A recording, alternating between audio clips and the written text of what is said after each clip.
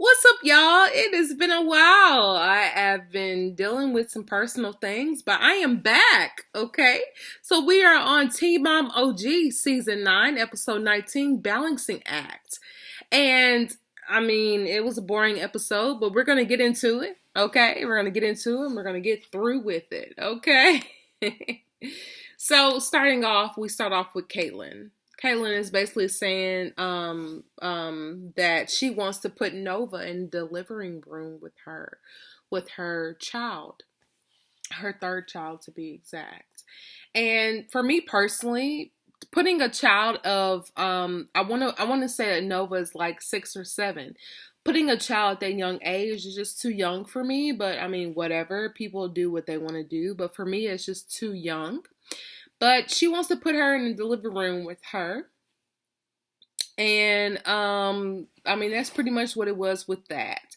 So we move on to Mackenzie. Mackenzie is saying that her fitness business that she has within the gym is going great. But she's having more interaction with her own children due to Josh's business schedule that he has. And she realizes that she needs parenting classes, and what she needs, because those kids are bad as hell. Period, point blank. So we go over to Amber. Amber is really thinking that if she increases the, how can I say it, the relationship, if she enhances the relationship with Gary and Christiana, that it will lead to her increasing her relationship with Leah. And that to me is just irrelevant because it has really nothing to do with how you would be with your own child. But whatever. Amber really feels as though if she really puts on this front, and I really feel like it's a front. I don't feel like it's genuine because of what she said on Instagram and other things that she's done. But if she feels like this, she puts up on this front with Gary and Christiana, that she'll be able to get into to Leah's life. And I just feel like it's a no-go. It's a no-go. So she ends up calling Gary saying, "Hey, can you, me and Christiana get in together to, try to figure things out?" And Gary's just like, "Hey, let's just keep it positive. We don't need to go back to the past." And Amber's just like, "Yeah, we do need to go back to the past." But my thing is, if Amber is not trying to repair what she's done within her past with Gary and Christiana, there's really no reason to bring up the past. It's already been done. So I don't know. Amber makes me confused sometimes. I'm just not gonna lie about that. She definitely confuses me. So we get over to Macy. Macy is basically telling Taylor that they need to clean out their garage. They have a few hours free without the kids and everything like that. So she's saying, "Hey, why don't we utilize that time to clean out the garage?" Taylor's like, "No, I wanted to go to golfing." So of course Macy's just like, "What the hell?" But my thing is, I mean, I don't have any children, so when it comes down to it, if I didn't have any children, I found that time to where we both have, let's do whatever. But maybe he needs that golf. Maybe Taylor needs that golf in order to have that peaceful time within himself. And I can't blame him for that. So we get over into Cheyenne. So basically, we get over to Cheyenne with Zach, who was her second baby's father, the father of her second child that she has. And the father of Cheyenne, as well as the father of Zach, so Zach's father, was just saying, "Hey, what are you doing with your life? What is your career?" Nobody knows what he does. And let me tell him, I'm like, "Are you a street pharmacist?" Because I'm just like, what are you doing with your life?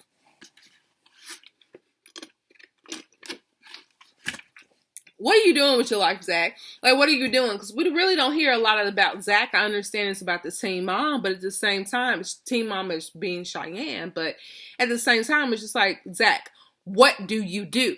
And we really don't know what he does. But anyway, he feels that he's going to set a career within real estate. Okay, cool. So basically, Cheyenne wants to test his multitasking within being a real estate agent, within being a father, and just being himself. And so basically she sets up this game with her friends participating in to see how he does within multitasking and taking care of his future son Ace. We get over to Mackenzie. So Mackenzie talks to her her sister Whitney. And she's basically saying that she needs a parent coordinator, and which she does. Her kids are out of control. Out of control. And I understand everything dealing with her mother and her needing to grieve properly, as well as some other things dealing with her marriage. But at the end of the day, you can't, eliminate the kids from this. You have to learn how to balance within being a wife, a mother, and a friend. So it's a lot for Mackenzie. We can see that it's a lot for Mackenzie. And so basically, she was just telling her sister Whitney that she has hired a parent coordinator, and she doesn't want the parent coordinator to come in and say what her kids are doing wrong. She wants her parent coordinator to come in to say what she's doing wrong as a mother. And for me, I don't have any kids, but for me, it's just like it should be a two-way street. She should be able to tell you not only what you're doing, but as well as what the kids are doing. Okay, because that's going to make you better as a parent. And so, we go on to Gary, and Gary is saying that saying to Christiana and in their separate segments that he doesn't want Amber to think just because that they're getting together, him and Christiana are getting together with Amber, that it's going to make a difference between her relationship with Leah. And that's very correct. I feel as though it's very separate than what he and Christiana are going through versus what Leah as an individual is going through. So I feel like Amber is very clinging on to that. And I think Gary was right to feel that way. So we go back to Caitlin. Caitlin talks to Macy because, like I said before, she wants Nova in the delivery room while she's giving birth to her new child. And so basically, Bentley was 7 when Maverick was being born. For me personally, that is just too young. They don't really understand. I don't really see a reason for them being in the living room. But hey, to each his own. I can respect it. But for me, it just doesn't make sense. So, I mean, it's just whatever. And so Macy is giving Caitlin some advice on how that will look and everything. And basically, Macy is just saying that she's done with 3, but Taylor acts as though he wants more children. Which is crazy to me because you can already see how they divide up their time within having the sports for the children. So I just wonder how that will go. But whatever. Caitlin tells Macy that Tyler is down for a vasectomy. And I'm honestly surprised about that because when it comes to most men, they don't want a vasectomy because of their manhood. So they don't want to be shooting blanks type situation. But that's what's up if Tyler really wants to, engage in a vasectomy to make sure that him and Caitlin will be safe. No more children, because technically that is this last child. I think her name was Rose. That would be her 4th child. And so that's a lot of kids, you know what I'm saying? So even though she doesn't have Carly, but that's a lot of kids. So I commend Tyler for wanting to do that for her, and I wish that more men would think about that when it comes to what we as women go through within having kids or even preventing kids. I feel like, it's a big step for a man, to want to say that he wants a vasectomy. So I'm with it. So we go back to Cheyenne. Cheyenne is basically putting Zach to the test, see if he will be the optimal father that he wants to be. First of all, Cheyenne don't even want Zach.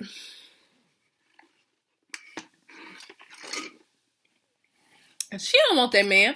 And y'all can play like she does, but she don't want that man. But anyway, we'll keep on going on with it. So she basically came up with this obstacle course for him, and they were going to score him accordingly. They start off with billing 3 bottles. So he has the baby doll in his hand, and he's billing these three bottles or whatnot. And he does pretty well. So he goes to playing Call of Duty with the baby. He does pretty well with the baby as well. But once again, it's the difference within having a doll and having an actual human newborn. So we'll see how that changes. Then we go over to him changing a diaper, and they made a substance to look like it was BM. So, he does pretty well. I thought it was funny that Cheyenne had a spray bottle, implicating that the baby could pee on him, which I've heard that babies could pee on you while they're being, having their diapers changed. So It is what it is on that. And then he had to guess what baby food that it was. And he was smelling it and he was like kind of gagging. And I can only imagine how that would be because of her baby food. Excuse me, was awful. So it was good that that he was willing to participate in all these things. And he ended up dropping the baby and everybody was like, ah, so it was a pretty good scene. You know what I'm saying? Zach seems as though he took the task seriously when dealing with everything that Cheyenne was putting him up against. But once again, I want to see how he is when having to deal with the actual human baby. Everything changes with that.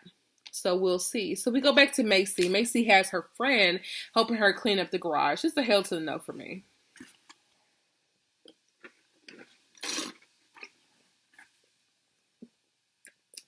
It's a hell to the no for me. I don't care how close we are, whatever. Unless you were paying me, baby, I'm not cleaning out nothing for you. And maybe it's just me. Maybe I'm a horrible friend. I accept that. Whatever. But at the same time, hey, it's commendable for the friend to come over to help Macy. Macy's complaining that, she tries to schedule time for her and Taylor to clean out the garage, but Taylor always finds something to do or he's too busy or whatever. Okay, understandable. Many men don't want to clean. But my thing is, that's when you make them clean. Okay? The power of the cat controls everything. Okay? That's what women have to understand. We control everything. It's just within the power that you possess to make a man do what he's supposed to do. But anyway, honey, I can't speak on that relationship. I can only speak on mine because I know I control everything with me, and it's a 2-person effort up in here. Okay, so basically, she was just saying that basically she wants Macy. She was telling the friend, Macy was telling the friend that she wants Taylor to have a vasectomy, and she feels like that he will be okay because her father has had it. But once again, Taylor is a different breed than your father, baby. You can't compare him to your father. That's your husband, not your father. So we get into Amber going to meet with Christiana and Gary, for lunch. And basically, when it comes down to it, she's saying that she has James, who is Amber's son, for every week, and she wants to use that time to come see Leah. And and Gary's just like, I don't want to set a schedule yet. And I understand that because Amber is not, what's the word? She's just not, consistent. I wouldn't trust her to keep up with that schedule, and I wouldn't want to go by that schedule what she has, because at the end of the day, James is not Gary's son. That is Amber and Matt's son. So, Gary is going accordingly to what is going to be comfortable for not only him, but for Aaliyah as well. So he's just like, hey, just, reach out. If we can do it, we cannot, but we're not going to set any schedules, and I respect that. So when it comes down to it, pretty much, Amber has to realize that she had to separate how she's dealing with Gary and Christiana from Leah, because she's feeling like if she gains a relationship with Gary and Christiana, everything's going to be well. And that's not how it is. And so Amber tries to manipulate the situation, how I feel. She tries to manipulate the situation saying, hey, I used to have this relationship with my mother, and I feel like Leah's having the same relationship with me. And I'm trying to say, hey, if I'm able to get along with my mother at this point in time, that you should be able to get along with yours. And that's just not correct. You know what I'm saying? So at the end of the day, it's just really crazy. Sorry, I have somebody calling me right now. But yeah, it's pretty crazy of how Amber is thinking, and she's pretty much delusional. The way that she's trying to get back to Leah is just pretty much delusional. But we'll see how it plays out through the remainder of the series. And it was just funny because Amber was like, yeah, I have that mouth. And then Gary was like, yeah, you have the thumbs too. And I'm just like, yeah, she does have those thumbs. She has the thumbs and the mouth. So it was just kind of funny or whatever, how to see how it goes through or whatever. But, it is what it is, and we'll see how it plays on through. So we go on to Cheyenne. We're back to Zach, him taking his test. And when he was trying to put the baby in the car, he forgot the base of the car, and some meticulous things that comes through making sure the baby is properly latched to the seat of the car and everything like that. But he ended up having a 128.7 score. So I don't feel like that was that bad. You know what I'm saying? I mean, it could have been worse. So, I mean, he was pretty good. But once again, it's the difference between having a baby doll and an actual newborn human. It's totally different. We get to Mackenzie. And Josh is at work when the parent coordinator was supposed to come by. And I feel like it was very convenient. Like, that's very convenient because we've seen you at the house. I don't know Josh's schedule, but we've seen you at the house, ever since now, and now it's just funny that now you're at work.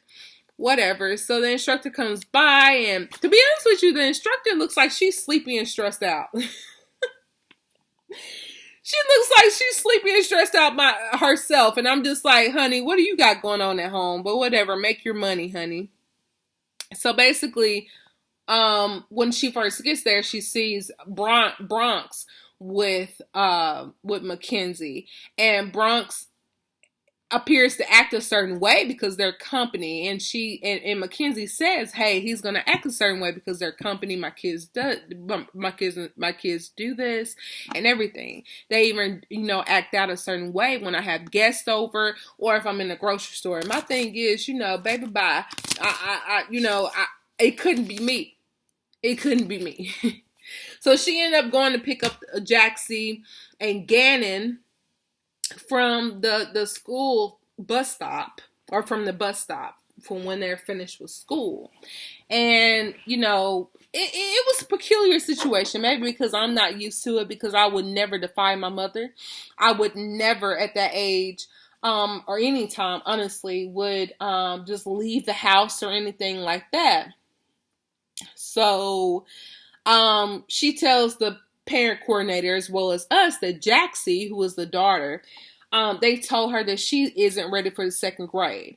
And for me personally, it's just like, okay, what are you doing at home to make her not ready for the second grade?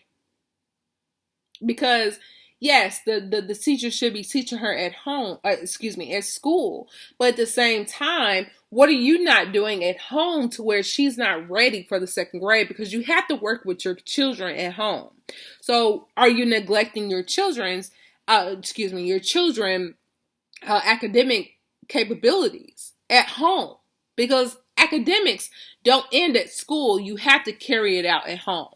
So that made me really look at Mackenzie like, what are you doing?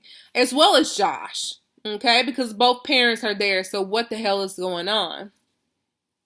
And so basically after they pick up Gannon and Jaxie from the bus stop, they end up going home. Gannon decides he wants to get on his bike and go somewhere. He just leaves. Gannon leaves his phone as well. So basically Jaxie, who is the daughter, is just like, well, let me go find him, blah, blah, blah. So she ends up going to find him and takes him his phone. Mackenzie calls him and she's like, where are you at? And he's just like, I don't want to participate with this parent coordinator and I don't want to be involved. First of all, you are a child. You don't tell me what you don't want to do. You don't tell me that. But Mackenzie is a different type of mother than I would be. Once again, I don't have any children, so I don't know how that would look or sound like. But it was just weird for Gannon to basically just run away, and he's out biking in his community. That's a lot. So basically, Mackenzie was like, "Oh, I'm about to have a panic attack," and I'm not trying to deflect or downplay anxiety or panic attacks because I've had one before. But once again, your children should not run who you are or should run your house. That's a hell to no for me. Children should not have that ability to do so. But anyway, we go on to Gary and Christiana. Basically, Gary was saying that the dinner went great. And basically, Christiana is just saying that she hopes that Amber understands that if she's building a relationship with her and Gary, that it doesn't impact how Leah feels about Amber. And that's very important because I feel like Amber feels as though if she increases the the likeness of her, Amber, and Christiana that is going to influence Leah, but it really has nothing to do with that. Leah is her own person, and she would come upon that herself. So it's just it's just crazy. And so Gary was just saying that he felt good about not keeping a schedule and just keeping everything, how it is and just going with the flow. And I can respect that. I can definitely respect that. So we get to Amber. Excuse me. So we get to Amber. And Amber was saying that Gary wasn't nice. So unless the producers edit something or something that we can see, I couldn't see that that Gary was not nice to anything. I didn't see it. He was trying, to be honest with you, when she first walked in there, it seemed like Gary was flirting with her. But you know what? I'm gonna relax on that. I'm gonna give him the benefit of the doubt. Maybe that's just how he jokes or whatever, but whatever. My thing is, for her to say that he wasn't nice, first of all, if he wasn't nice, he wouldn't have met with you, with his wife. So it's a different type of vibe to that. You know what I'm saying? So it was whatever. And she was saying that she doesn't need his approval. Yeah, you kind of do if he has primary, custody over your child. So you do need his approval and understanding for you to be able to operate in manners for you to have a realistic and safe boundary within your daughter. It's a different thing. But whatever. We know Amber operates in a delusional world. So we're not surprised with that. And she basically just says that how she was dealing with her mother and how she forgave her mother and was able to have a relationship with her. But my thing is, the way that Leah is operating is going to be different than what you operated with your mother. So she's probably going to need more time. She's probably going to need more understanding. And that's okay. And we all have to be okay with that. So we get into the ending of the episode. We get to Caitlin. Caitlin pretty much calls her doctor to see if Nova will be able to come in, and due to COVID during that time, Nova wouldn't be able to come in because they needed an extra person there for Nova. And because of COVID, you can only have a limited amount of people within the delivery room. So Nova ended up not going through. For me personally, Nova didn't have any business being in there. I don't know why she would think of that, but I mean, to each his own. But it was what it was. She was just saying that she'll just FaceTime with Nova for her to see what she needs to see. Whatever. I don't even be worried about Caitlin. Caitlin and Tyler are boring to me, and Tyler just needs to leave Caitlin. But whatever. This has been AJ Speaks. Okay. I hope you all are having a good week. I hope you continue to have a good week. Have a good holiday, and be easy.